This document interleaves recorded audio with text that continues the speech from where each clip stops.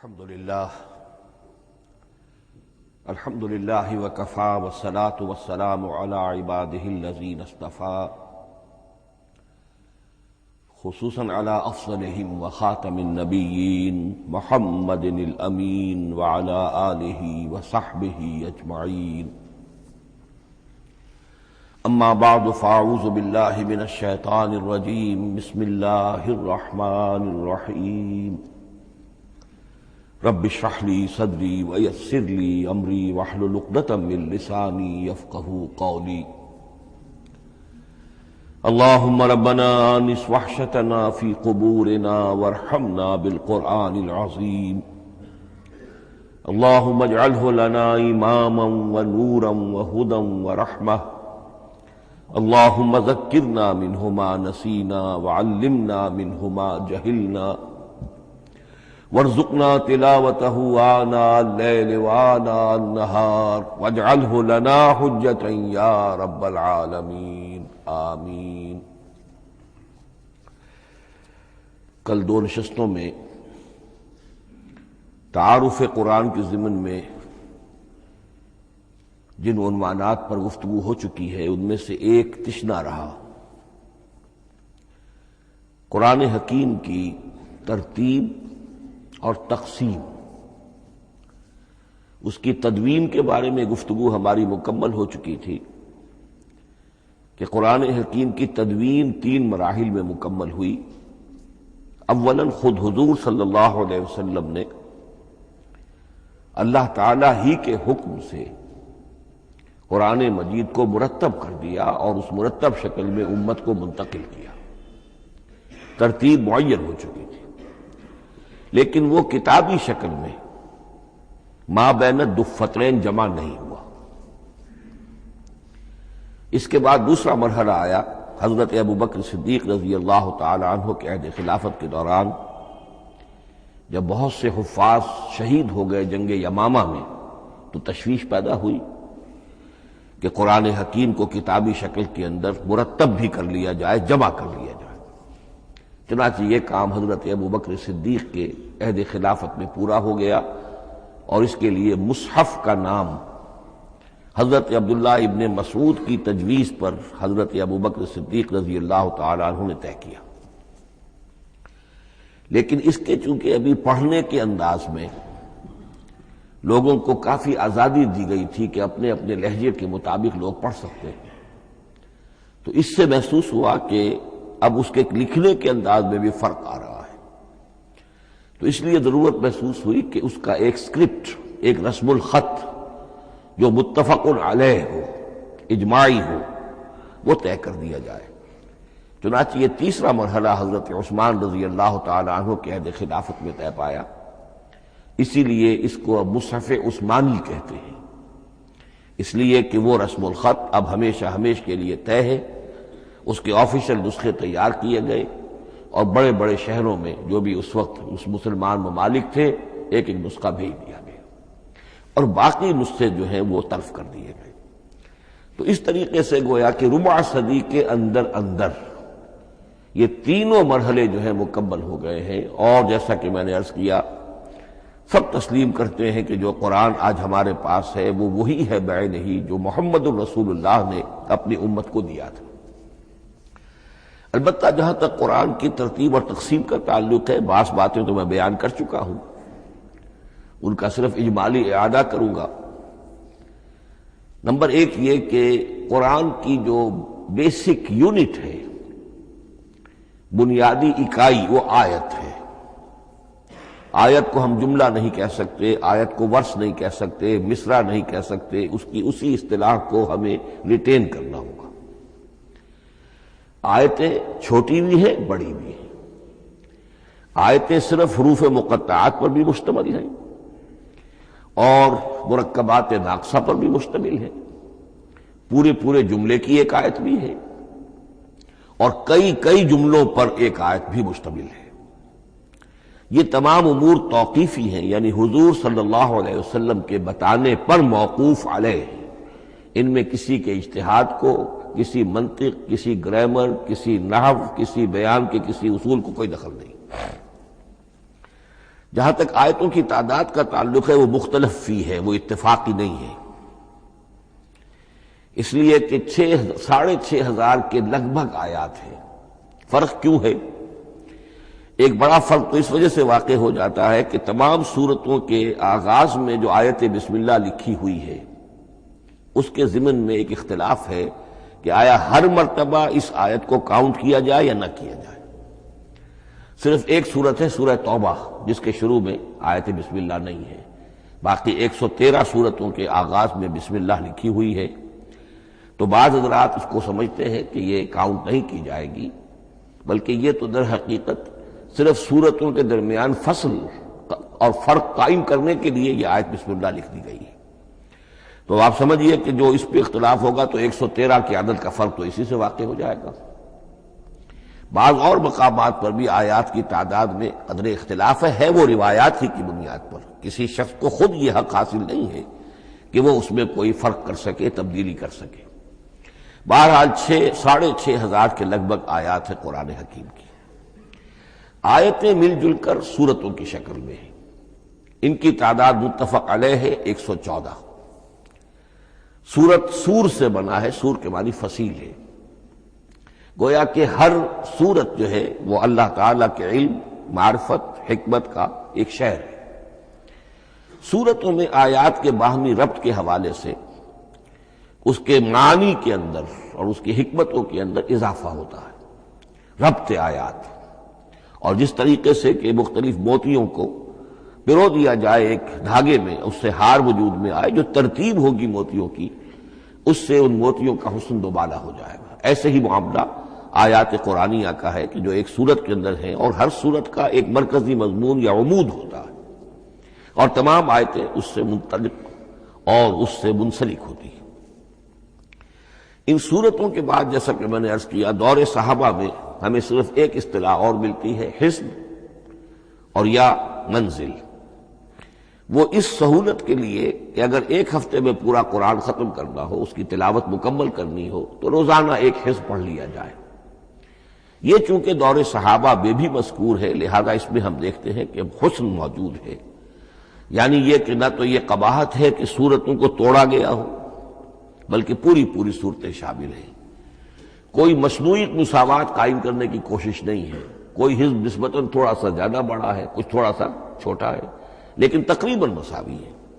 خام خواہ کی کوئی مصنوعی مساوات قائم کرنے کی کوشش نہیں ہے، اور اس کے باوجود یہ حسن موجود ہے کہ سورہ فاتحہ کو اگر ہم علیحدہ رکھ دیں کہ وہ پورے قرآن حکیم کے لیے ایک دباچہ اور مقدمہ ہے، تو پہلے حزب یا پہلی منزل میں 3 سورتیں، دوسرے میں 5، تیسرے میں 7، چوتھے میں 9، پانچویں میں 11، چھٹی میں 13، یہ سیڑھی ہے بالکل۔ اور جو آخری حزب مفصل کہلاتا ہے، اس میں چونکہ آخری پارے میں آپ کو معلوم ہے چھوٹی چھوٹی سورتیں ہیں، تو تعداد 65 ہے، وہ بھی جو آخری تعداد ہے 13 اس کا ملٹیپل ہے۔ بہرحال یہ حزب، یہ بھی دور صحابہ میں اس کا تذکرہ ہمیں ملتا ہے۔ البتہ جو مزید تقسیم کی چیزیں ہمارے ہاں معروف ہیں وہ بات کی چیزیں۔ رکوعوں میں طویل صورتوں کو تقسیم کیا گیا تاکہ ایک رکعت میں اگر طویل صورت میں سے کوئی آیات پڑھنی ہے تو اس طرح پڑھی جائیں کہ مضمون ٹوٹے نہ۔ یہ حجاج ابن یوسف کے زمانے میں یہ کام ہوا ہے اور بڑے غور و فکر سے ہوا، اور واقعتاً محسوس ہوتا ہے کہ معنوی جو ربط اور تعلق ہے اس کو ملحوظ رکھا گیا ہے۔ لیکن جو دوسری تقسیم ہمارے ہاں معروف ہو گئی ہے وہ پاروں کی ہے، اول تو یہ معلوم نہیں کہ یہ تقسیم کب ہوئی، مجہول الزمان ہے یہ۔ نمبر 2 یہ کہ اس میں یہ زیادتی بھی نظر آتی ہے کہ سورتوں کی فصیلیں توڑ دی گئی ہیں، گویا کہ ایک مصنوعی مساوات قائم کرنے کے لیے کہ 30 دن میں اگر قرآن مجید ختم کرنا ہو، ہر مہینے میں ایک ختم قرآن کوئی شخص کرنا چاہے تو روزانہ ایک پارہ پڑھ کر، لیکن یہ کہ اس میں وہ حسن موجود نہیں ہے، بلکہ یہ قباحت موجود ہے کہ سورتوں کاٹ دی گئی۔ اس کے بعد اب جو بات مجھے عرض کرنی تھی وہ یہ ہے کہ زیادہ عرصہ نہیں گزرا کہ قرآن حکیم کی ترتیب اور تقسیم کے ضمن میں ایک اور حقیقت سامنے آئی ہے، اور یہ حقیقت یہ ہے کہ قرآن حکیم کی سورتوں کے گروپس ہیں۔ اب یہ چونکہ ایک بالکل ماضی قریب کا معاملہ ہے، اس سے پہلے یہ ذکر موجود نہیں تھا۔ اول تو یہ بات بھی مان لیجئے کہ قرآن مجید میں ترتیب اور نظم، اس کے بارے میں ہمارے اسلاف نے نہ کوئی زیادہ محنت کی اور نہ انہوں نے سمجھا کہ اس میں کوئی خاص ربط ہونا ضروری ہے۔ لیکن یہ کہ عہد حاضر میں مولانا حمید الدین فراہی رحمۃ اللہ علیہ ہندوستان میں ایک ایسے عالم پیدا ہوئے کہ جنہوں نے نظم قرآن کو اپنا خاص موضوع بنایا کہ یہ جو آیات باہم جوڑی گئی ہیں تو آخر کوئی حکمت ہے، سورتوں میں جو ربط قائم کیا گیا ہے یقیناً حکمت پر مبنی ہے، ورنہ سب سے سیدھی ترتیب تو جیسا کہ میں نے کل عرض کیا تھا یہ ہوتی ترتیب نزولی سے قرآن کو مرتب کر دیا جاتا۔ لیکن یہ کہ صورتیں آپ کو معلوم ہے طویل صورتوں میں ایسا بھی ہے کہ وہ ایک وقت میں نازل نہیں ہوئی بلکہ متعدد اوقات میں، سورہ بقرہ جو ہے وہ تقریباً 2 سال میں اس کی جو تنزیل ہے وہ مکمل ہوئی۔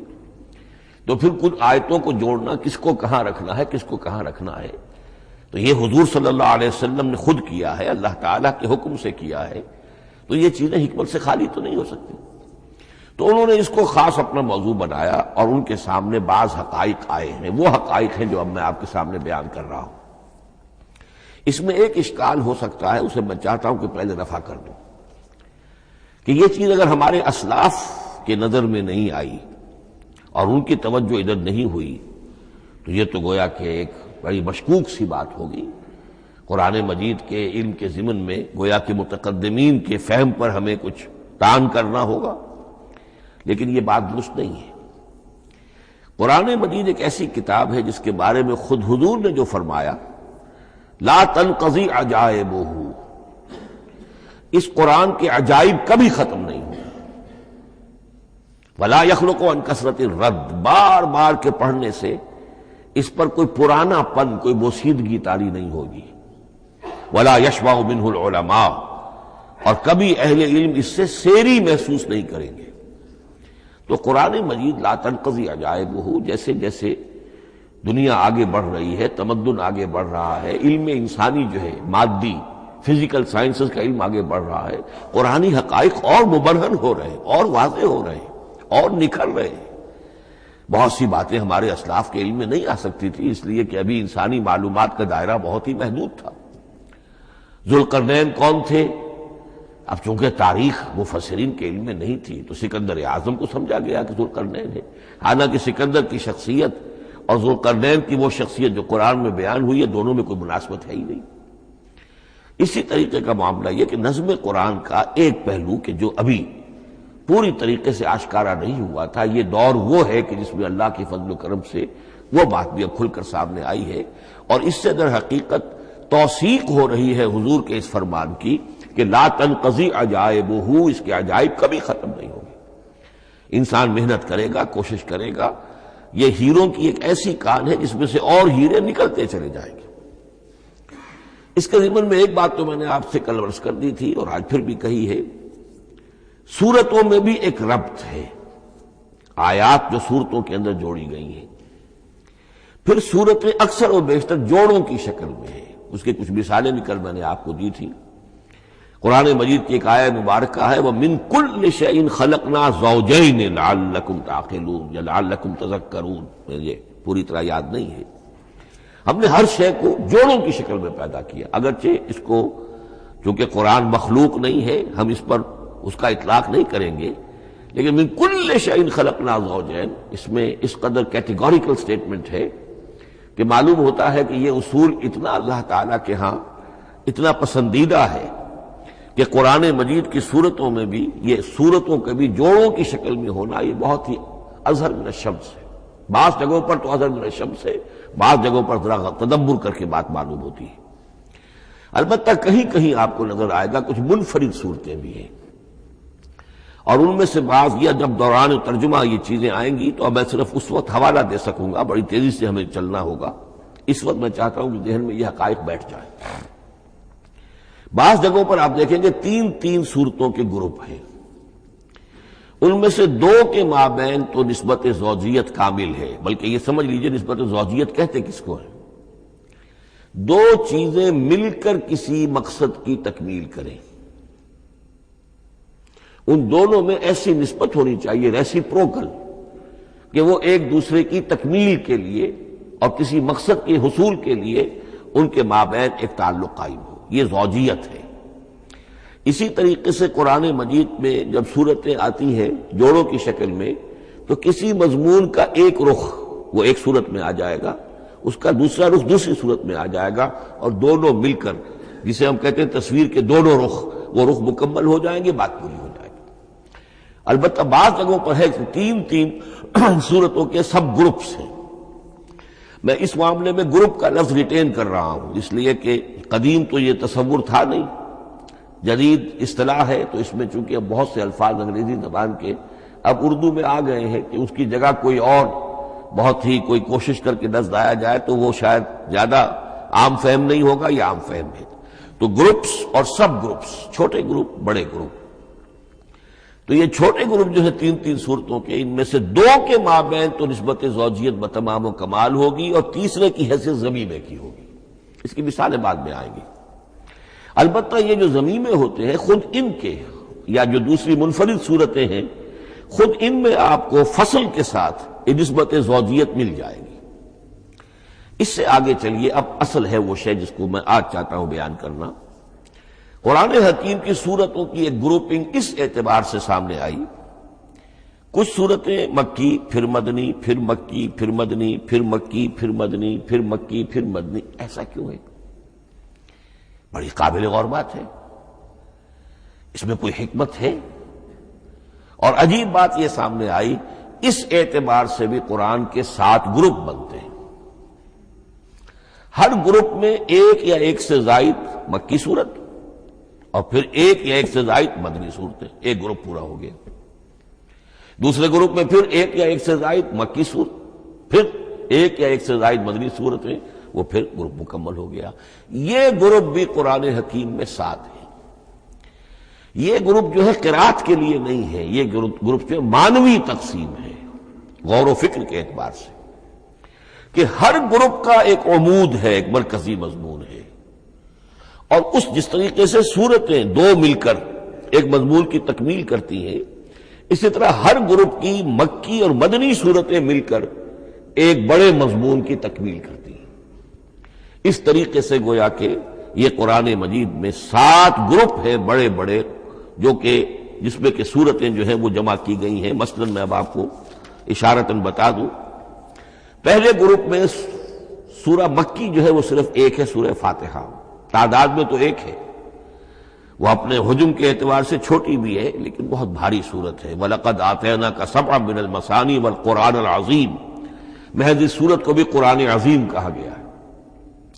لیکن ایک صورت مکی سورہ فاتحہ، پھر 4 طویل ترین صورتیں مدنی، بقرہ، آل عمران، نساء، مائدہ۔ دوسرے گروپ میں 2 صورتیں مکی، 2 مدنی، الانعام، الاعراف مکیات، الانفال، التوبہ مدنیات۔ تیسرا گروپ چلتا ہے 14 صورتیں مسلسل چلی جا رہی ہیں مکی، سورہ یونس سے، سورہ یونس، سورہ ہود، سورہ یوسف، سورہ رعد، سورہ ابراہیم، چلتے جائیے، سورہ ہجر، سورہ نحل، سورہ بنی اسرائیل، سورہ کہف، سورہ مریم، سورہ طٰہٰ، سورہ انبیاء، سورہ حج اور سورہ مومنون، 14 صورتیں۔ اب آئی ایک مدنی صورت، سورہ نور، یہ تیسرا گروپ مکمل ہو گیا۔ چوتھے گروپ میں بھی یہی بات آپ کو نظر آئے گی۔ الفرقان سے سورہ سجدہ تک 8 صورتیں مکی ہیں، اور پھر ایک صورت آتی ہے سورۃ الاحزاب، وہ مدنی ہے۔ اب یہ جو ایک ایک صورتیں آئی ہیں، سورہ نور اور سورہ احزاب، ہر شخص کو اندازہ ہو جائے گا یہ آپس میں جوڑے کی شکل رکھتی ہیں، ان کے مضامین بہت ایک دوسرے سے مشابہ ہیں، بہت مشابہ ہیں، لیکن یہ کہ وہ اس طریقے کا جوڑا نہیں ہے کہ اسی گروپ میں ان کا جوڑا موجود ہو، اس کا جوڑا جو ہے وہ دوسرے گروپ میں ہے۔ پھر آئیے 5واں گروپ ہے سورہ سبا سے احقاف تک، یہ 13 صورتیں مکی ہیں، اور پھر سورہ محمد صلی اللہ علیہ وسلم سے سورۃ الحجرات تک 3 صورتیں مدنی ہیں، یہ کل 16 صورتیں ہیں۔ چھٹے گروپ میں سورہ قاف سے سورہ واقعہ تک 7 صورتیں، یہ مکی ہے، اور سورہ حدید سے سورہ طلاق تک 10 صورتیں مدنی ہیں، یہ 17 صورتیں ہیں۔ آخری جو ہے وہ سورۃ الملک سے سورۃ الاخلاص تک 46 صورتیں، اور سورہ معوذتین جو ہے یہ 2 ہے کہ جو مدنی ہے۔ بعض کا اس میں اختلاف ہے، وہ میں بعد میں عرض کروں گا، لیکن جو میری رائے ہے وہ میں آپ کے سامنے رکھ رہا ہوں۔ اس طریقے سے یہ 7 گروپ جو ہیں قرآن مجید میں سورتوں کے وجود میں آئے۔ ہر گروپ کا ایک مرکزی مضمون ہے۔ مثلا پہلے گروپ کا مرکزی مضمون شریعت ہے۔ سورہ فاتحہ میں اہدنا الصراط المستقیم، اے اللہ ہمیں سیدھا راہ دکھا، سیدھے راستے کی ہدایت بخش۔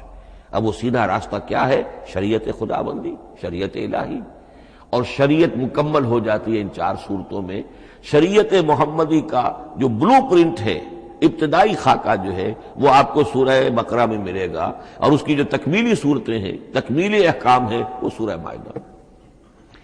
اس کے علاوہ اس گروپ میں جو زیادہ زور ہے وہ سابقہ امت مسلمہ سے گفت و شنید۔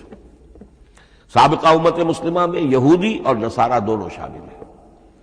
اب ان پر جرح بھی ہے، ان پر تنقید بھی ہے، ان کو ملامت بھی ہے، ان کو ان کی قرارداد جرم ان کے خلاف جو ہے وہ بھی دی گئی ہے، اور پھر یہ کہ ان کو معزول کر کے اور نئی امت کو اس مقام پر نصب کرنے کا اعلان ہے، اور ان کو بڑی زوردار دعوت ہے کہ اب محمد پر ایمان لاؤ اور قرآن پر ایمان لاؤ صلی اللہ علیہ وسلم۔ یہ پہلا گروپ ہے۔ اسی طریقے سے ہر گروپ کا، اب یہ ساتھ ساتھ جب ہم چلیں گے تو میں تفصیل کے ساتھ بیان کرتا جاؤں گا کہ اس گروپ کا یہ مرکزی مضمون ہے، اور اس طور سے یہ صورتیں آپس میں ایک دوسرے کے ساتھ مربوط ہیں۔ ان گروپوں میں آپ نے دیکھا ہوگا کہ پہلے اور آخری گروپ ان کی ایک ریسیپروکل سی صورت ہے کہ پہلے گروپ میں مکی صورت صرف ایک چھوٹی سی، اور مدنی صورتیں 4-6 پارے سے زائد پر پھیلی، جبکہ آخری گروپ میں سارے دونوں پارے جو ہے سورہ ملک سے شروع ہو کر مکی صورتوں پر مشتمل ہے، آخر میں آ کر چھوٹی چھوٹی صورتیں وہ مدنیات ہیں۔ یہ ایک دوسرے کے بالکل ریسیپروکل ہیں، کانورس۔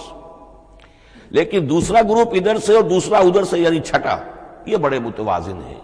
2 صورتیں مکی، 2 مدنی، اور ادھر 7 صورتیں مکی اور 10 مدنی، لیکن 7 صورتیں جو ہیں وہ 3-3 رکوعوں کی ہیں، ان میں سے ایک 4 رکوع کی بھی ہے، اور اکثر و بیشتر وہ جو دوسری ہے وہ 2-2 رکوعوں کی ہے، تقریباً متبادل بنتی ہے۔ تو درمیان میں جو ہے ان میں جو مدنی صورتوں کا حصہ بہت کم ہے، اکثر و بیشتر جو ہے وہ مکی صورتیں ہیں۔ ان مکی صورتوں کے اندر بھی جو 6 گروپ تقریباً بنتے ہیں، اس لیے کہ پہلی گروپ کے اندر تو مکی صورت صرف سورہ فاتحہ ہے، تو ان میں سے پہلے 2 گروپوں میں رسالت کا مضمون مرکزی مضمون ہے، درمیانی 2 گروپوں میں توحید کا مضمون مرکزی مضمون ہے، آخری 2 گروپوں میں انذار آخرت کا مضمون مرکزی مضمون ہے۔ آخری صورتیں آپ کو معلوم ہے سورہ قاف سے شروع ہو کر، تو پھر یہ انذار آخرت جو ہے ان سب کا مرکزی مضمون ہے۔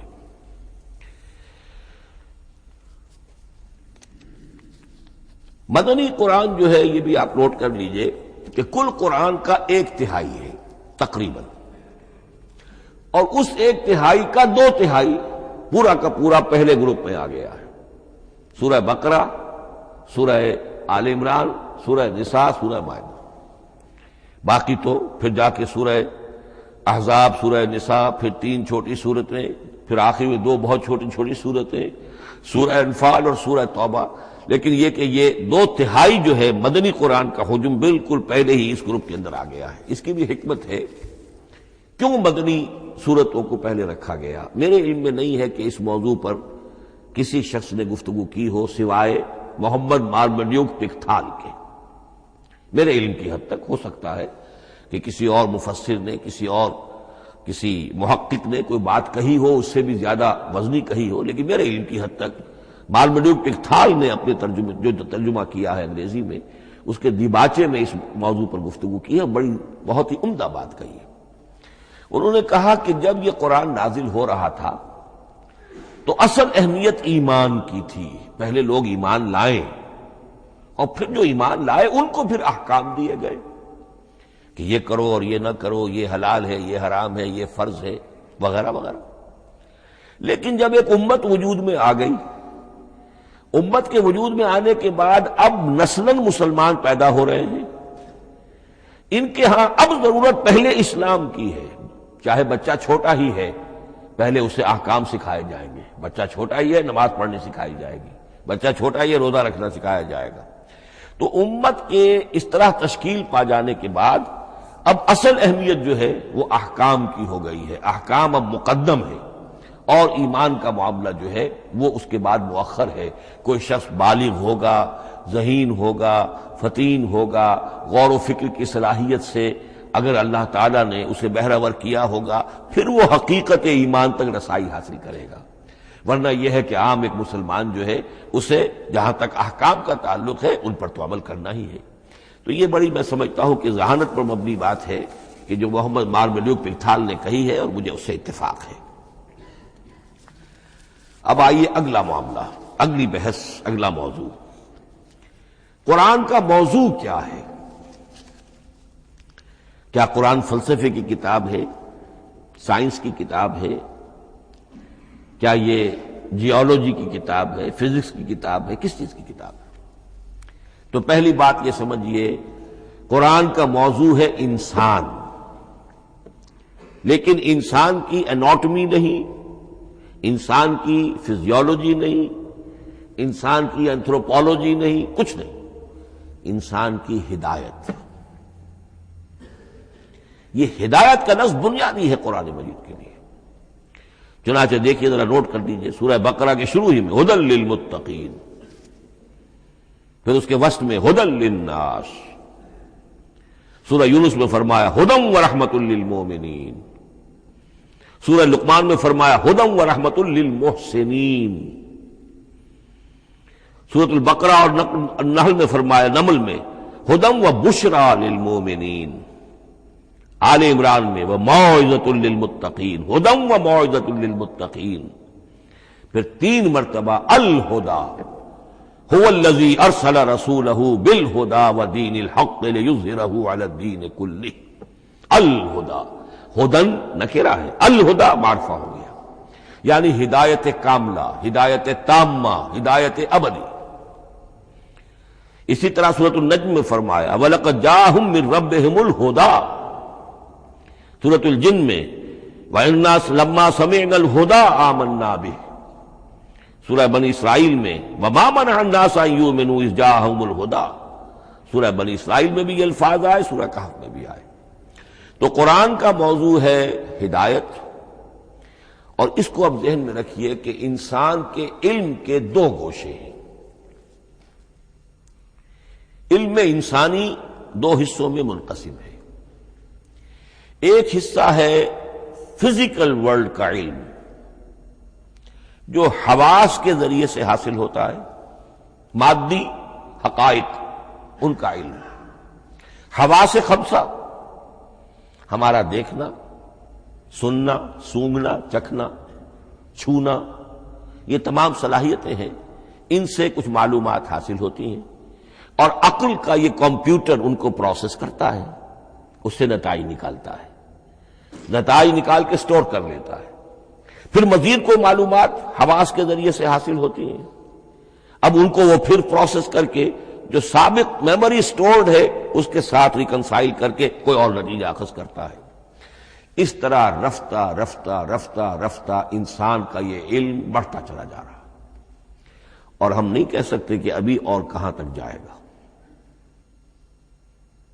آج سے چند 100 سال پہلے بھی انسان تصور نہیں کر سکتا تھا کہ انسانی علم وہاں پہنچ جائے گا جہاں آج پہنچ چکا ہے. اس علم کا وحی سے کوئی تعلق نہیں، اس علم کا تعلق ہے اس میں علم اسماء سے جو حضرت آدم میں ودیعت کر دیے گئے تھے بالکل شروع میں. سورہ بقرہ کا 4تھا رکوع جو ہے اس کے شروع میں ذکر ہے وَعَلَّمَ آدَمَ الْأَسْمَاءَ كُلَّهَا. اللہ نے آدم کو تمام نام سکھا دیے. اور اس کے آخر میں ذکر ہے جب آدم کو اور حوا کو حکم دیا گیا کہ اب زمین میں جا کر اور وہاں کا چارج سنبھالو، تو فرمایا وَإِمَّا يَأْتِيَنَّكُم مِّنِّي هُدًى فَمَن تَبِعَ هُدَايَ فَلَا خَوْفٌ عَلَيْهِمْ وَلَا هُمْ يَحْزَنُونَ. وہ علم ہدایت ہے. یہ 2 چیزیں بالکل علیحدہ ہیں. علم اسماء در حقیقت یوں سمجھیے کہ جیسے آم کی گٹھلی میں پورا آم کا درخت ہوتا ہے، وہی تو گٹھلی ہے جو آپ زمین میں دباتے ہیں، پھر اگر پانی وہاں پڑتا ہے، زمین میں روئیدگی بھی ہے، وہ گٹھلی پھٹے گی، وہ جو اس میں سے دو پتے نکلیں گے، وہ پتے اوپر بڑھیں گے، درخت بنے گا۔ وہ پورا درخت جو ہے آم کی گٹھلی میں موجود تھا، صرف اسے پورا درخت بننے میں 2 سال 3 سال 4 سال لگیں گے، لیکن درخت موجود تھا، پوٹینشلی بالقوہ پورا درخت آم کی گٹھلی میں موجود تھا۔ ایکچولی بالفعل وہ آم کا درخت جو ہے کئی سال کے اندر وجود میں آیا۔ بعین ہی یہ معاملہ ہے، کل مادی حقائق کا کل علم حضرت آدم علیہ السلام کے وجود میں ودیعت کر دیا گیا پوٹینشلی۔ اب اس کی ایکسفولیشن ہو رہی ہے، وہ بڑھتا جا رہا ہے، برگ و بار لا رہا ہے، اور یہ علم جو ہے اس کا تعلق جیسا کہ میں نے عرض کیا آسمانی ہدایت سے نہیں ہے۔ اب یہ خود رو پودا ہے، بڑھتا چلا جا رہا ہے، اور کہاں تک پہنچے گا؟ علامہ اقبال نے صحیح تعبیر کی ہے، عروج آدم خاکی سے انجم سہمے جاتے ہیں کہ یہ ٹوٹا ہوا تارا مہ کامل نہ بن جائے۔ علامہ کی زندگی میں تو انسان نے چاند پر قدم نہیں رکھا تھا، لیکن یہ کہ اب تو چاند پر قدم رکھ کر انسان آ چکا۔ تو عروج آدم خاکی سے انجم سہمے جاتے ہیں کہ یہ ٹوٹا ہوا تارا مہ کامل نہ بن جائے۔ یہ ہے انسانی علم۔ اس انسانی علم کے ساتھ اگر وہ علم وہی علم ہدایت نہ ہو تو یہ علم جو ہے بجائے خیر کے شر بن جاتا ہے۔ آج وہ شیطانی قوت بن چکا ہے، وہ علم ہلاکت کا سامان بن چکا ہے، تباہی کا ذریعہ بن چکا ہے۔ لیکن اس کے ساتھ دوسری بات ضروری تھی جو کہ وحی کے ذریعے سے آنے والا علم تھا، فَإِمَّا يَأْتِيَنَّكُم مِّنِّي هُدًى فَمَن تَبِعَ هُدَايَ فَلَا خَوْفٌ عَلَيْهِمْ وَلَا هُمْ يَحْزَنُونَ۔ یہ علم الہدایت جو ہے یہ در حقیقت قرآن حکیم میں آ کر مکمل ہو گیا ہے۔ اس کے لیے بھی میں چاہتا ہوں کہ بات آپ سمجھ لیں، اس میں جو ارتقاء ہوا ہے، پہلی کتابیں نازل ہوئی ان میں بھی ہدن تو تھی۔ کل بھی میں نے آپ کو آیت سنائی تھی سورہ مائدہ کی، انا انزلنا التوراۃ فیہا ھدی و نور، ہم نے تورات نازل کی تھی، اس میں ہدایت بھی تھی، نور بھی تھا۔ اسی رکوع میں 7واں رکوع ہے وہ سورہ مائدہ کا، انجیل کے بارے میں، فیہ ھدی و نور، اس میں بھی ہدن بھی تھی، ہدایت بھی تھی، نور بھی تھا۔ لیکن یہ ہدایت اور یہ نور درجہ بدرجہ ترقی کر رہا ہے، یہاں تک کہ کامل ہوا ہے، قرآن میں آ کر الہدا بن گیا ہے۔ اب یہ ہدن نہیں، الہدا، کامل ہدایت نامہ۔ اس کی وجہ کیا ہے؟ دیکھیے، ایک بچے کو اگر آپ تعلیم دینا چاہتے ہیں تو اس کی ذہنی سطح کو ملحوظ رکھے بغیر تو نہیں دے سکتے۔ آپ چاہے پی ایچ ڈی استاد رکھ دیں کسی بچے کے لیے، بچہ بھی پرائمری کی تعلیم پا رہا ہے، وہ پی ایچ ڈی کا استاد کیا کچھ پلا دے گا اس کو، کیا پڑھا دے گا اس کو؟ اس کی اپنی استعداد جو ہے ابھی اتنی کم ہے کہ اسی کی مناسبت سے اسے تعلیم دی جائے گی۔ رفتہ رفتہ وہ آگے بڑھے گا، یہاں تک کہ وہ اپنے پوری عقل کے اور شعور کی پوری شدت اور قوت کو پہنچ جائے گا، بلوغت کو پہنچ جائے گا۔ اب اسے آخری علم پڑھایا جائے گا، اب اسے فلسفہ پڑھایا جائے گا۔ پہلے وہ ہسٹری پڑھ رہا تھا، اب فلسفی آف ہسٹری پڑھے گا۔ اس حوالے سے تدریجاً اللہ تعالیٰ نے تورات میں صرف احکام ہے، حکمت ہے ہی نہیں۔ انجیل میں حکمت ہے، احکام ہے ہی نہیں۔ دونوں مل کر ایک بات کو مکمل کرتی ہیں۔ تورات میں صرف احکام ہے، حکمت ہے ہی نہیں۔ جیسے کہ میں نے عرض کیا تھا، بچے کو آپ بتا دیتے ہیں بھئی روزہ ٹوٹ جاتا ہے اس طریقے سے، روزے کا مطلب یہ ہے اب دن بھر کھانا کچھ نہیں ہے، چاہے بچہ ابھی 6 سال کا ہے، 7 سال کا ہے، 8 سال کا ہے، آپ بتا رہے ہیں احکام تو دے دیے جائیں، یہ کرو یہ نہ کرو، یہ ڈوز ہیں یہ ڈونٹس ہیں۔ تو احکام عشرہ، دی 10 کمانڈمنٹس، احکام دیے گئے، حکمت نہیں۔ ابھی حکمت کا تحمل ان کے لیے ممکن نہیں تھا، ابھی وہ عہد طفولیت ہے نوع انسانی کا۔ یوں سمجھیے کہ آج سے 3500 سال قبل کا انسان، 1400 قبل مسیح میں تورات دی گئی ہے حضرت موسیٰ علیہ السلام کو۔ اب یہ 2000 مسیح آنے والا ہے تو 3400 سال پہلے کی بات ہے، تو انسانی ذہن ابھی جس سطح پر تھا، یہاں تک کہ 2000 سال پہلے حضرت حضرت مسیح علیہ السلام کے بھی الفاظ انجیل میں موجود ہیں، اب بھی موجود ہیں۔ اپنے حوارین سے آپ نے فرمایا تھا ابھی مجھے تم سے اور بھی بہت سی باتیں کہنی تھی مگر ابھی تم ان کا تحمل نہیں کر سکو گے، جب وہ فارقلیت آئے گا تو تمہیں سب کچھ بتائے گا۔ یہ پیشین گوئی تھی محمد الرسول اللہ صلی اللہ علیہ وسلم۔ ابھی تم تحمل نہیں کر سکتے، ابھی 600 برس اور چاہیے تمہاری ذہنی بلوغت کے لیے۔ تو الہدا مکمل ہوا ہے قرآن حکیم میں آ کر۔ البتہ ایک نقطہ اس میں نوٹ کیجئے، قرآن مجید اگرچہ کتاب ہدایت ہے، سائنس کی کتاب نہیں ہے، لیکن اس میں سائنٹیفک فینومینا کی طرف اشارے موجود ہیں۔ چونکہ قرآن مجید ان تمام جو بھی یہ کائناتی حقائق ہیں ان سب کو آیات الہیہ قرار دیتا ہے۔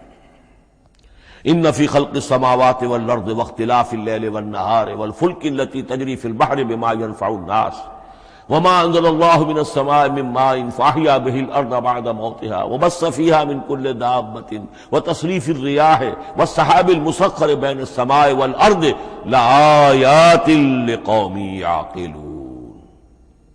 یہ سب نشانیاں ہیں اللہ کی، اللہ کی قدرت، اللہ کی عظمت، اللہ کے علم کامل، اللہ کی حکمت بالغہ، سب نشانیاں۔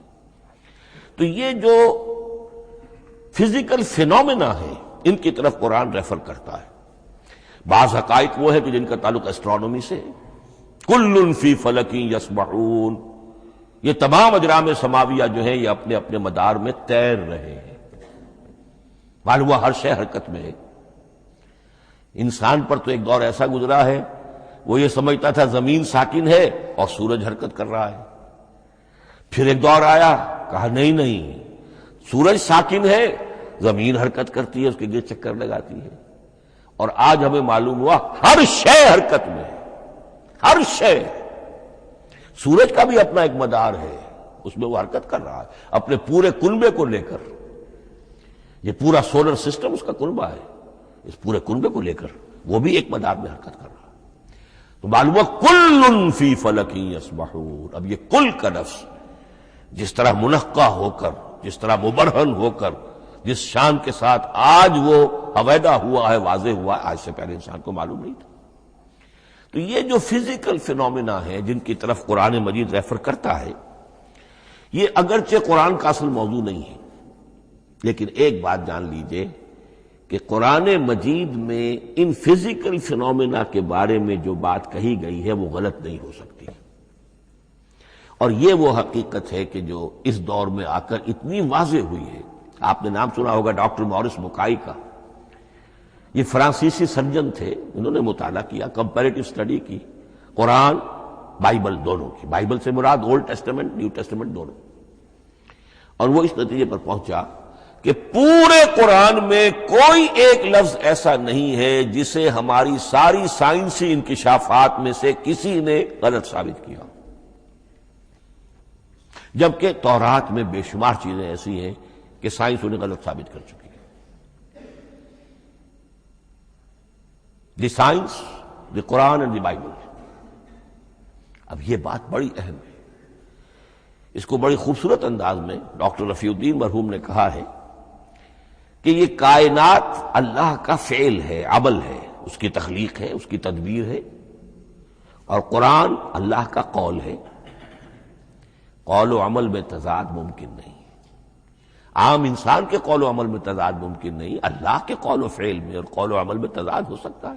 ہاں یہ ہو سکتا ہے کہ ایک دور میں انسانوں نے بات سمجھی نہ ہو، ان کا ذہن وہاں تک پہنچا نہ ہو، ان کی معلومات کا دائرہ ابھی اس حد تک ہو کہ ان حقائق تک نہ پہنچا ہو، لیکن جیسے جیسے وقت آئے گا مزید حقائق منکشف ہوں گے اور یہ بات اور زیادہ سے زیادہ واضح سے واضح تر ہوتی چلی جائے گی کہ جو کچھ قرآن میں لکھا ہے وہی برحق ہے۔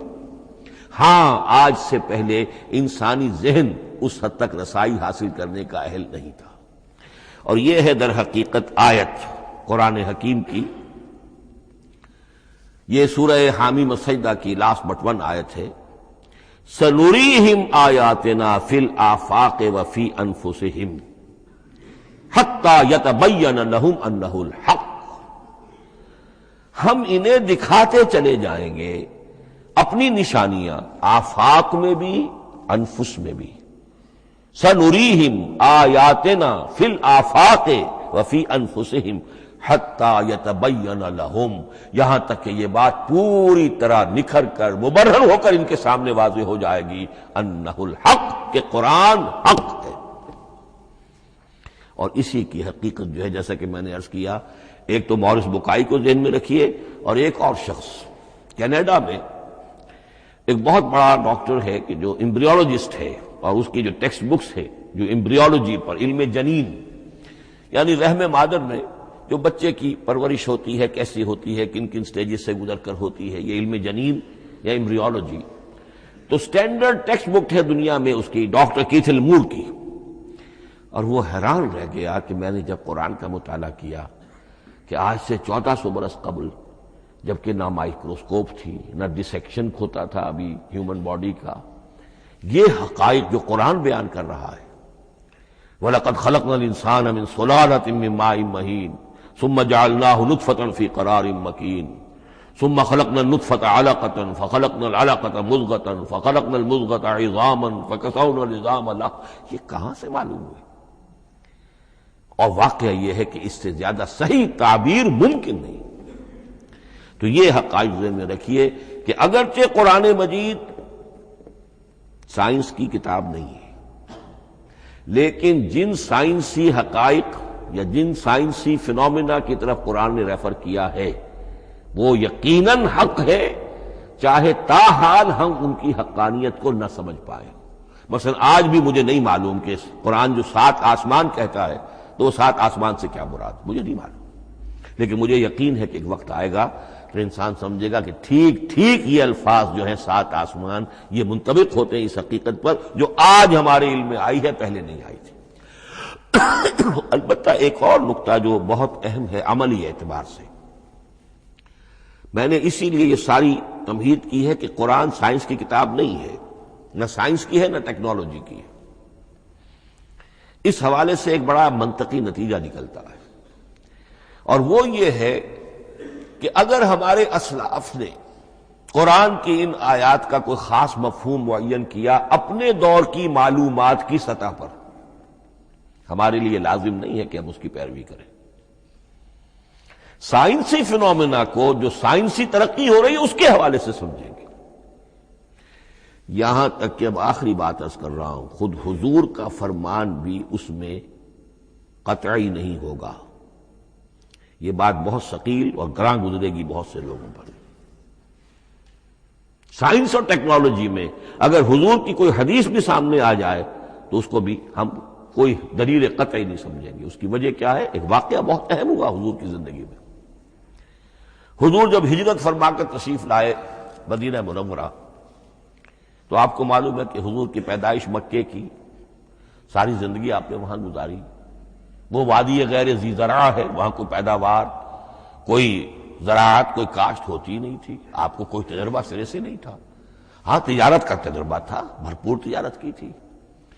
یہاں آئے تو آپ نے دیکھا کھجوروں کے سلسلے میں انصار مدینہ تعبیر نخل، وہ اس کا ایک اصطلاح ہے. کھجور ایک ایسا پودا ہے جس کا ایک فیمیل فلاور ہوتا ہے اور ایک میل علیحدہ. اب میل فلاور اور فیمیل فلاور ان دونوں کو قریب لے آئیں تو اس سے اس بات کا زیادہ امکان ہو جاتا ہے فرٹیلائزیشن ہو اور پھل بنے اور زیادہ آپ کو پھل حاصل ہو، فصل زیادہ ہو. اگر وہ فاصلے پر رہیں گے تو ہو سکتا ہے کہ اس کا امکان کم ہو، تو وہ ان کو قریب جوڑ دیتے تھے. حضور نے دیکھا تو آپ نے فرمایا کہ آپ لوگ ایسا نہ کریں تو کیا ہے، یعنی نیچر جو ہے، nature can take care of it self. آخر فطرت ہے، فطرت نے یہ ساری چیزیں بنائی ہیں، آپ ایسا نہ کریں تو کیا ہے. صرف یہ کہا آپ نے روکا نہیں. لیکن ظاہر بات ہے صحابہ کرام کے لیے رضوان اللہ تعالی علیہ اجمعین حضور کا اتنا کہنا بھی گویا کہ حکم کے درجے میں تھا. انہوں نے اس سال وہ کام نہیں کیا، فصل کم ہو گئی. اب وہ ڈرتے ڈرتے جھجکتے جھجکتے حضور کی خدمت میں آئے. حضور آپ نے فرمایا تھا، ہم نے وہ نہیں کیا، تعبیر نخل اس سال نہیں کی ہم نے، فصل کم ہوئی ہے. آپ نے فرمایا انتم اعلم بامور دنیاکم. اس کا ایک ایک لفظ یاد کر لیجئے. انتم اعلم بامور دنیاکم، اپنے یہ دنیاوی اور مادی معاملات میں تم زیادہ تجربے کار ہو، تم زیادہ حقائق سے واقف ہو۔ میں عالموں کا لفظی ترجمہ یہاں کرنا جو ہے اس کی جرت مجھے نہیں ہو رہی، تم زیادہ واقف ہو ان چیزوں سے، میں یہ چیزیں سکھانے نہیں آیا۔ آپ ٹیکنالوجی پڑھانے نہیں آئے تھے، آپ طب سکھانے نہیں آئے تھے، آپ کوئی اور سائنس پڑھانے نہیں آئے تھے، ورنہ تو ہم شکوہ کرتے کہ آپ نے ہمیں ایٹم بم بنانا کیوں نہیں سکھا دیا پہلے ہی۔ نہیں، یہ موضوع ہی نہیں ہے۔ قرآن کا موضوع معین ہونا چاہیے۔ قرآن کا موضوع انسان کی ہدایت، اس ہدایت کے لیے جس قدر اس کو ضرورت ہے علم کی کہ وہ جو یہ فزیکل فینومینا ہیں ان کے حوالے سے بھی ہدایت حاصل کرے، اس حد تک ان کا تذکرہ ہے۔ لیکن یہ یقین اور ایمان ہونا چاہیے کہ قرآن مجید کے الفاظ میں جو شے مضمر ہے وہ کبھی غلط ثابت نہیں ہوگی۔ یہ ہو سکتا ہے کہ قرآن کی کسی آیت کا کوئی مفہوم ہمارے اسلاف نے 1000 برس پہلے یا 600 برس پہلے سمجھا ہو اور وہ مفہوم غلط ثابت ہو جائے، وہ ایک علیحدہ بات ہوگی، لیکن قرآن مجید کا ٹیکسٹ جو ہے اس کے اندر کہیں ایسی بات نہیں آ سکتی۔ اب آئیے فہم قرآن کے اصول۔ ظاہر بات ہے کہ اس موضوع پر اصول تفسیر پر کوئی مجھے تفصیلی اس وقت گفتگو کرنے کا موقع تو نہیں ہے، البتہ یہ کہ 7 گنتی کر کے چیزیں نوٹ کر لیجئے کہ جس سے قرآن مجید کے فہم میں سہولت حاصل ہوگی۔ پہلی بات وہ جو کسی درجے میں پہلے بھی سامنے آ چکی ہے، قرآن کا اسلوب استدلال منطقی نہیں ہے، فطری ہے۔ ایک ہوتا ہے منطق کی گتھیوں سے اور منطق کے اصولوں سے اور منطق کی دلیلوں سے بات ثابت کی، یہ نہیں۔ قرآن فطرت انسانی کے مطابق بات کرتا ہے۔ ایک ان پڑھ شخص بھی قرآن کو اپنے سے دور یا اپنے آپ کو قرآن سے دور نہیں سمجھے گا اگر ذرا سا وہ قرآن کو سمجھ سکتا بس۔ لیکن یہ ہے کہ قرآن مجید کا جو اسلوب ہے وہ ایک تو یہ کہ منطقی نہیں، فطری ہے، یا اس میں اگر ایک لفظ کا اضافہ کیا جائے خطابی ہے۔ خطابی کیا ہوتا ہے؟ جو میں کل عرض کر چکا ہوں، خطبے کی ایک شان ہوتی ہے، وہ دلیل کے ساتھ ساتھ جذبات سے بھی اپیل کرتا ہے، اور اس میں آپ کو ایک اپنے باطن میں جھانکنے کی دعوت دی جاتی ہے۔ تم ذرا اپنے باطن میں جھانک کر دیکھو۔ بعض آیات ایسی ہیں، بڑی پیاری آیات ہیں، افی اللہ شک فاطر السماوات والارض، بس کیا اللہ کی ہستی میں بھی کوئی شک ہو سکتا ہے جو آسمان اور زمین کا پیدا کرنے والا ہے؟ غور کرو، سوچو۔ یہ صرف آپ کے دروں بینی، آپ کو اپنے اندر جھانکنے کی دعوت ہے۔ اسی طرح اَإِنَّكُمْ لَتَشْهَدُونَ أَنَّ مَعَ اللَّهِ آلِهَةً أُخْرَىٰ، کیا واقعتاً تم اس کی گواہی دیتے ہو کہ اللہ کے ساتھ کوئی اور بھی الہ ہے؟ یہ گویا کہ کسی کے آنکھوں میں آنکھیں ڈال کر پیئرسنگ آئیز کے ساتھ کسی سے سوال کرنا، کیا واقعی؟ اور اس میں در حقیقت کون سی ہے پس منظر میں؟ یہ بنائے ہوئے ڈھکوسلے ہیں، ان پر خود تمہارا دل مطمئن نہیں ہے۔ تم کہتے تو ہو یہ ہمارا عقیدہ ہے اور یہ ہماری بات ہے اور یہ ہمارا موروثی عقیدہ ہے، ھذا ما وجدنا علیہ آباءنا، ہم نے آباء، لیکن واقعتاً غور تو کرو، کیا واقعی تم گواہی دیتے ہو کہ اللہ کے سوا کوئی اور آلہہ بھی موجود ہیں؟ اس کو آپ کہیں گے خطابی انداز۔ نمبر 2، قرآن حکیم میں 2 طرح کی آیات ہیں، محکمات اور متشابہات۔ یہ سورہ آل عمران کے شروع میں یہ بہت اہم مضمون جو ہے وہ آ گیا ہے۔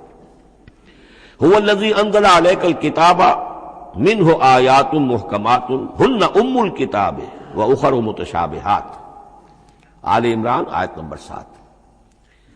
اب یہ جو متشابہات ہیں یہ کون سی ہیں اور محکمات ہیں وہ کون سی ہیں، اس کو ذہن میں رکھیے۔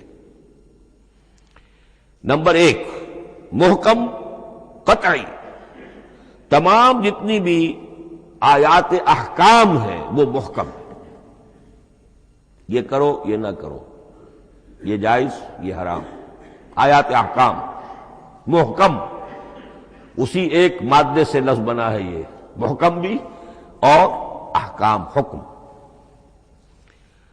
البتہ عالم غیب کی ساری خبریں متشابہات میں سے، عالم غیب ہو، عالم ارواح ہو، عالم برزخ ہو، عالم آخرت ہو، ان کے تمام حقائق یہ متشابہات میں سے، ان کو ہم حقیقتاً سمجھ نہیں سکتے، ہمارا تجربہ ہی نہیں، ہمارا کوئی مشاہدہ ہی نہیں۔ جیسا کہ ایک حدیث میں آیا ہے، جنت کی جو بھی نعمتیں ہیں، ایک تو وہ نعمتیں جن کا ذکر قرآن میں ہے اور ان الفاظ میں ہے جن سے ہم واقف ہیں۔ اب ان میں تو یہ ہے کہ حور و قصور اور پھل اور یہ اور دودھ اور شہد اور وغیرہ وغیرہ وغیرہ، وہ چیزیں ہم جانتے ہیں، تو وہ بھی حق ہیں، ایسے ہی ہوں گی، اتوب ہی متشابہہ، لیکن یہ صرف نزل ہے، یہ تو ابتدائی مہمان نوازی ہے۔ نزل من غفور رحیم، جو اصل ضیافت ہونی ہے اہل جنت کی، اس کے بارے میں فرمایا وہ نعمتیں دینے ملیں گی، ما لا عین رات ولا اذن سمعت وما خطر علی قلب بشر، جو نہ کسی آنکھ نے کبھی دیکھی، نہ کسی کان نے کبھی سنی، نہ کسی انسان کے دل پر ان کا خیال تک وارد ہو، انہیں ہم کیا سمجھیں گے؟ تو عالم برزخ، عالم آخرہ، عالم غیب، عالم ارواح، ان کی تمام چیزوں کو ہم آیات متشابہات میں سے سمجھیں گے۔ البتہ یہ جو سائنٹیفک فینومینا والی باتیں ہیں مادی علوم کی، ان میں یہ ہے کہ متشابہ اور محکم ہونے کا معاملہ بدلتا چلا جا رہا ہے۔ جب تک وہ ہمارا سائنسی علم وہاں تک نہیں پہنچا تھا، وہ آیت ابھی متشابہ تھی، سمجھ میں نہیں آ رہی تھی، لیکن اب جب کہ وہ بات وہاں پہنچ گئی اور کھل گئی بات، اب معلوم ہوا کل فی فلک یسبحون، اب یہ آیت محکمات میں آ گئی، اب یہ وہ بات نہیں رہی کہ جس کا صحیح مفہوم سمجھنا ہمارے لیے مشکل ہو۔ تیسری بات، تفسیر اور تعویل میں کیا فرق ہے؟ تفسیر کا عام طور پر لفظ استعمال ہوتا ہے لفظی طور پر، الفاظ کی بحث، نحوی بحث، قواعد گرامر جو ہے ان کے حوالے سے جو بحث کی جائے گی وہ تفسیر ہے، اور اس کی اصل حقیقت اور مدلول کو سمجھنے کی جو کوشش کی جائے گی وہ تعویل ہے۔ تو یہ دو الفاظ جو ہیں یہ مختلف ہو گئے، تفسیر اور تعویل۔ نمبر 4، تعویل عام اور تعویل خاص، یہ بہت اہم موضوع ہے۔ دیکھیے قرآن مجید نازل ہوا ایک خاص ٹائم اینڈ سپیس پس منظر میں، آج سے 1400 برس قبل 610 عیسوی سے لے کر 632 عیسوی تک نازل ہوا، حجاز میں نازل ہوا۔ اس کی ایک اولین مخاطب قوم تھی، وہ ان پڑھ قوم تھی، امی قوم تھی، پڑھے لکھے شاذ الشاذ المعدوم کے درجے میں تھے، وہاں فلسفے کا سوال نہیں، کوئی منطق کی بات نہیں، کچھ بھی نہیں، اور اولین مخاطب وہی ہیں، اور جو بھی حالات ہیں اس وقت کے ان کے حوالے سے بات کی جا رہی ہے۔ اب قرآن مجید کی ہر آیت پر اولاً غور ہوگا اس اعتبار سے، جب یہ نازل ہوئی ہے تو اس کا اس وقت کیا مفہوم سمجھا گیا، اس خاص کانٹیکسٹ میں، ٹائم اینڈ سپیس کانٹیکسٹ میں کیا مفہوم سمجھا گیا، یہ ہے تعویل خاص۔ لیکن اب دوسری طرف دیکھیے، یہی کتاب ہدایت ہے ابد الآباد تک کے لیے، اسی کتاب کو 20ویں صدی عیسوی کے انسان کے لیے بھی ہدایت نامہ بننا ہے۔ اگر دنیا طویل ہے اور 500 برس تک ہے تو 25ویں صدی عیسوی کے انسان کے لیے بھی ہدایت نامہ یہی کتاب بننی ہے۔ یہ عرب کے امیین کے لیے ہدایت نامہ تھی تو ایران کے فلسفیوں کے لیے بھی تو ہدایت نامہ تھی۔ لہذا ان الفاظ کے اندر یہ قرآن کے اعجاز کا وہ پہلو ہے جو بہت نمایاں ہے، کہ ان الفاظ کے اندر کہ جو ایک خاص کانٹیکسٹ میں نازل ہوئے اور اس وقت ان کا ایک معین مفہوم سمجھا گیا، انہی میں وہ عموم بھی موجود ہے کہ اسی سے ہمیشہ کے لیے ہدایت اخذ کی جا سکتی ہے۔ اس کو ہم کہیں گے تعویل عام، اس کانٹیکسٹ سے ذرا نکال کر اب اس آیت کے الفاظ، اس کا در و بست، اس کا ما سبق، اس کے بعد ما بعد، سیاق و سباق، اس کے حوالے سے بیٹھ کر بات کی جائے۔ تعویل خاص میں شان نزول پیش نظر رہے گا، تعویل عام میں اس آیت کے الفاظ، ان کا در و بست اور آیت کا سیاق و سباق، یہ زیادہ زیر بحث رہے گا۔ تو معلوم ہوا کہ یہ دونوں چیزیں اپنی اپنی جگہ اہم ہیں۔ نہ تو انسان صرف تعویل خاص تک اپنے آپ کو محدود کر لے، اگر وہ کرے گا تو گویا کہ وہ صرف اس دور کا قرآن پڑھ رہا ہے، آج کا قرآن وہ نہیں پڑھ رہا۔ قرآن کے اندر تو واقعتاً یہ شان ہے کہ میں جس کے لیے الفاظ یہ استعمال کیا کرتا ہوں کہ ہر دور کے افق پر ایک خورشید تازہ کے مانند طلوع ہوگی یہ کتاب۔ معلوم ہوگا آج کا قرآن ہے، یہ ہمیں آج ملا ہے قرآن، اور گویا کہ آج جو ہمیں مسائل درپیش ہے ان کا حل ہے جو یہ قرآن پیش کر رہا ہے۔ یہ اس کا اعجاز ہے، یہ اس کا کمال ہے۔ اس اعتبار سے نوٹ کیجئے تعویل خاص اور تعویل عام، یہ الفاظ کیونکہ بار بار دورہ ترجمہ آئیں گے تو اس لیے میں نے ان اصطلاحات سے چاہا کہ آپ واقف ہو جائیں۔ ایک اور اس میں بات سمجھنے کی ہے تذکر اور تدبر۔ قرآن سے بنیادی ہدایت حاصل کر لینا، اس کے لیے قرآن انتہائی آسان ہے۔ وَلَقَدْ يَسَّرْنَا الْقُرْآنَ لِلذِّكْرِ فَهَلْ مِن مُدَّكِرٍ۔ ذرا سی انسان کو عربی آتی ہو کہ براہ راست قرآن کا مفہوم آپ کے ذہن اور قلب پر نازل ہوتا چلا جائے، بس قرآن کا اصل جو پیغام ہے، جو اس کی اصل ہدایت ہے، اس کی تمثیل یوں سمجھیے کہ سمندر میں اگر کوئی آئل ٹینکر جو ہے ٹوٹ جائے تو میلوں جو آئل ہوتا ہے وہ سطح سمندر کے اوپر پھیل جاتا ہے، سطح پر رہے گا، نیچے تو جائے گا نہیں۔ تو یوں سمجھیے کہ قرآن مجید کا جو لب لباب ہے، لب لباب وہ اس کی سطح پر موجود ہے، لیکن اس کے یہ مطلب نہیں ہے کہ صرف سطح ہی سطح ہے، اس کی گہرائی فیتم لس، اس کی گہرائی وہ ہے کہ جس کی کوئی حد نہیں۔ اب اس کے لیے تعمق، گہرائی میں غوطہ زنی کرنا، قرآن میں ہو غوطہ زن اے مرد مسلمان، اس کے اعتبار سے یہ دنیا کی مشکل ترین کتاب ہے۔ اچھی طرح سمجھ لیجیے، اس کی تہ تک پہنچنا ممکن ہی نہیں۔ غلطی سے ہم کبھی کبھی کسی شخص کی مدح کرتے ہوئے کہہ دیتے ہیں فلاں شخص کو قرآن پر بڑا عبور حاصل ہے۔ ایک عالم دین نے یہ الفاظ میرے بارے میں کہہ دیے تھے، میں نے فوراً ٹوک دیا۔ میں نے کہا آپ کیا، یہ قرآن کی آپ نے گویا کہ قرآن مجید کی شان میں گستاخی کی ہے، قرآن کی توہین کی ہے۔ عبور کہتے ہیں ایک کنارے سے دوسرے کنارے کو چلے جانا، دریا عبور کر لیا، قرآن کے کنارے ہے ہی نہیں، یہ ناپیدا کنار سمندر ہے، اس سمندر کا کوئی کنارہ نہیں، نہ اس کی گہرائی اور نہ اس کے کنارے۔ لہذا پوری زندگی کوئی امام راضی ہو، کوئی زمخشری ہو، کوئی ہو، پوری زندگی کھپا کر بھی وہ یہ نہیں کہہ سکے گا کہ میں نے قرآن مجید کو بتمام و کمال سمجھ لیا ہے۔ معاذ اللہ، معاذ اللہ، معاذ اللہ، ناممکن۔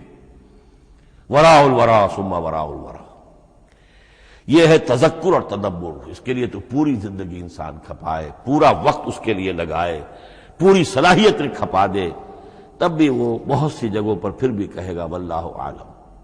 امام راضی کو بھی نہ معلوم کتنے مقامات پر جا کر یہ کہنا پڑا ہے کہ اللہ بہتر جانتا ہے۔ اعلم ان ھذا المقام مقام غامض عمیق محیب، یہ مقام تو بہت محیب ہے، پرہیبت ہے، بہت گہرا ہے، بہت غامض ہے۔ امام راضی کہہ رہے ہیں، 30 جلدوں میں تفسیر لکھنے والا شخص۔ اقول قولی ھذا واستغفر اللہ لی ولکم ولسائر المسلمین والمسلمات۔